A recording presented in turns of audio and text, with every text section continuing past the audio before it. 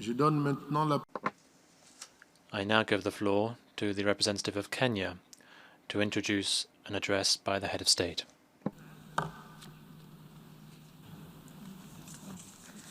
Your Excellency, Mr. President, Excellencies, distinguished delegates, it is my privilege and honor as the Cabinet Secretary for the Ministry of Foreign Affairs of Kenya to present the pre-recorded video statement by His Excellency, Honorable Uhuru Kenyatta, President of the Republic of Kenya, during the general debate of the 76th session of the United Nations General Assembly. I thank you. Your Excellency Abdullah Sahid, President of the 76th session of the General Assembly, Your Excellency Antonio Guterres, Secretary General of the United Nations, Excellencies, ladies and gentlemen, let me begin by saying how delighted I am to join you today in this 76th session of the General Assembly. And I want to take this very early opportunity to congratulate you, Mr. President, on your election to preside over the 76th session, and I want to assure you of Kenya's full support during your tenure. The theme of this year's session, Building Resilience Through Hope to Recover from COVID-19, has inspired my address to you today. Indeed, our Secretary General, in his report to our common agenda, observed, and I quote him, "Humanity faces a stark and urgent choice: break down or break through." The world needs to take seriously this warning from the Secretary General. In doing this, I urge the following immediate multilateral actions. The first is that we must put equitable global vaccine access at the core of building back better from this COVID-19 pandemic. And the second is that we need to provide tangible climate financial support to developing countries and ensure that a significant portion of green manufacturing is located in developing countries. Third, we must align our conflict resolution tools to the strategic shift in threats to regional and international peace and security. Fourth, we must strengthen the competence of states to manage diversity and regional trust between citizens and institutions, and between citizens and their leaders. As of a week ago, over 5,000 Kenyans had succumbed to COVID-19. We mourn these Kenyans, together with the over 4.7 million lives that have been lost around the world. The pandemic's devastating impact on global travel, tourism, our supply chains, investment, has caused the deepest economic recession in nearly a century. We here in Kenya responded swiftly and boldly to contain the pandemic, and as a result, the human toll, though most distressing, pales in comparison to other parts in the world. While we also undertook measures to cushion different sectors of our economy, the economic pain has been pronounced. Now is the time to rebuild. And to rebuild successfully requires a worldwide response in confidence and investment to enable production and consumption to bounce back to pre-pandemic levels. The surest way to build that confidence is by making vaccines available to the world in an equitable and accessible manner. And that, sadly, does not happen to be the case today. The asymmetry in the supply of vaccines reflects a multilateral system that is unfortunately in urgent need of repair. At the heart of the global effort to building back better, we must make concerted structural changes that should enable a quantum increase in investment and technology transfers, and this not as charity, but instead driven by enlightened self-interest and solidarity. A fast-developing Africa will offer the entire world the benefit of its demographic dividend of youth and vast investment opportunities. Africa can become an engine of sustainable global growth, but also as an exporter of peace, stability, and transformative prosperity. Your Excellencies, many leaders have noted on previous occasions the need to deliver concurrently economic recovery linked to climate change action.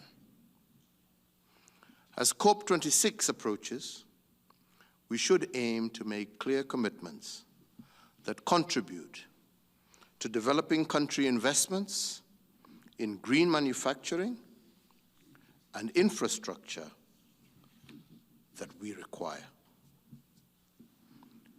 A green building back better that delivers jobs as well as shared prosperity will win the support of the young generation and intensify the drive towards climate change action. Kenya is ready to become a leading green industry country. We have mounted a strong climate change response.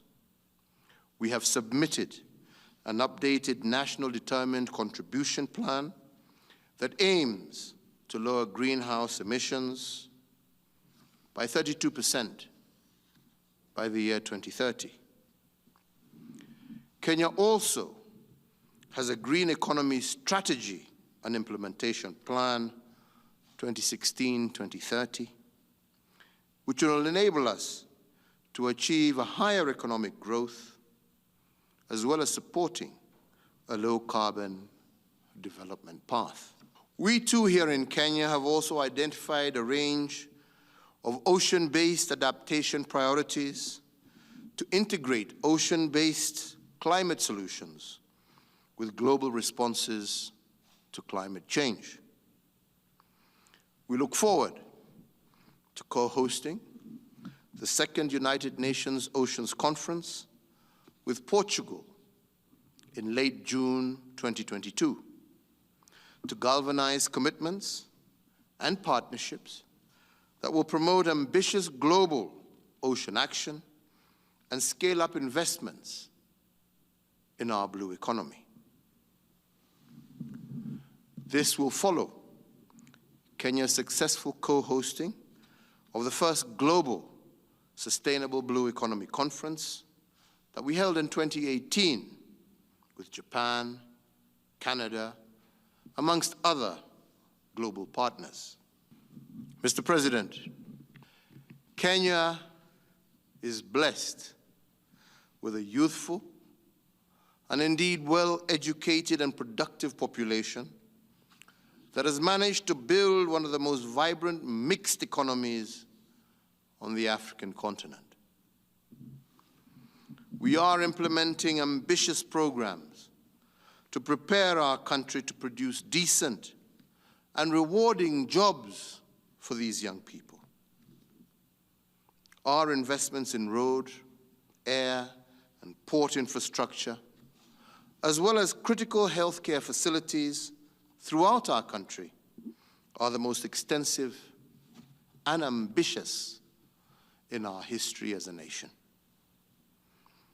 We have also delivered a national competency-based curriculum and on universal access to schooling, which will further boost the competitiveness of our workforce.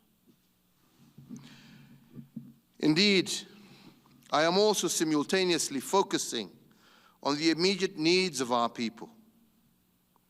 We have targeted 3.3 million households across our country that are most at risk, and in the process achieved a 50% reduction in the number of food insecure Kenyans.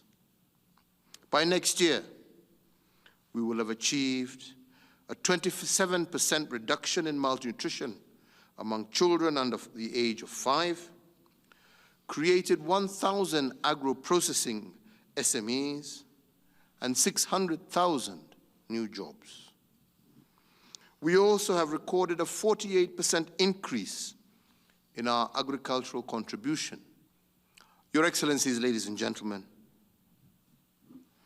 as the President in office of the African, Caribbean, and Pacific States Organization, I convened and chaired an extraordinary intersessional virtual summit at the height of the COVID-19 pandemic in June last year. We also made the Nairobi Nguvu ya Pamoja Declaration, calling on the need to transcend the COVID-19 pandemic through global solidarity. I also recently hosted the inaugural African CARICOM Summit, during which we re-established the critical need for peoples of African descent to strengthen our economic and political linkages. It was a historic and proud moment for me personally to be part of the great legacy of the Pan-Africanist agenda globally. What ties these events and others that I have participated in during the last year is the collective conviction that the global system is not working well for all our people and all our regions. The unequal trade and investment patterns, the outflows of illicit finance and inflows of illicit small arms and light weapons, the extraction versus production mentality are all escalating global inequality, fragility, conflict, and violence. Many of the tools at our disposal to deal with these challenges are not living up to their promise. One such core tool is the United Nations Security Council, in which Kenya has been elected an active member since the beginning of this year. In October of 2021, Kenya will assume the presidency of the Security Council. During that period, I will chair several signature events, and these include: 1, how we can make an appreciation for diversity a core aim in promoting state building and pursuit of peace. The second, how small illicit arms and light weapons impact peacekeeping operations globally. And third, is how to better support and promote women peacekeepers and peace builders. Ladies and gentlemen, in many countries we are witnessing state fragility that leads to protracted crisis. This fragility is driven mainly by inability of countries to manage diversity within nations, thus offering militant and terrorist groups opportunities to create social discontent and control large territories within affected countries. The tools to deal with these crises are not proving adequate. So together, we must work to improve these capabilities. The most important task we can undertake is to increase the competence of the states to manage both political and social diversity within their nations. Indeed, countries must do so in a way that strengthens the trust between citizens and public institutions, and citizens and their leaders. I believe that the tough experiences that Kenya has had and our determination to rise above them are a good case study for other states. So, Mr. President, I am proud to lead a country that has worked hard to deepen its democracy and to entrench the rule of law, embracing all in the society, irrespective of race, color, gender, or religious affiliation. Throughout my tenure as president, I have led a nation that is marching towards the attainment of the greatness that we believe is in us. I am proud to have furthered that ambition by building bridges of unity and inclusion for all. I want every Kenyan to know and to be proud of how our nation, Kenya, is highly regarded in the community of nations. Kenyans must never forget the hand of friendship that extended to us on various times by many states seated in this General Assembly, nor what our contribution has been to the international community. And finally, Kenya must never forget those countries that are still struggling against occupation and illegal sanctions that cause suffering and undermine the human rights of people in our world.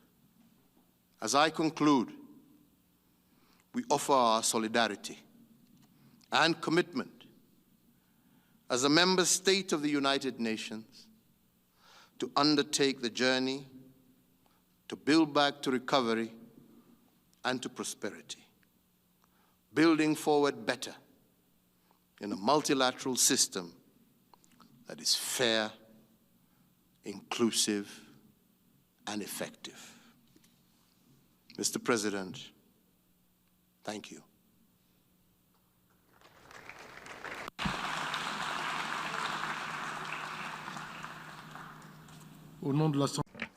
On behalf of the General Assembly, I wish to thank the President and Commander-in-Chief of the Defence Forces of the Republic of Kenya for the statement just made. The Assembly will hear an address by His Excellency Juan Orlando Hernandez Alvarado, President of the Republic of Honduras. I request protocol to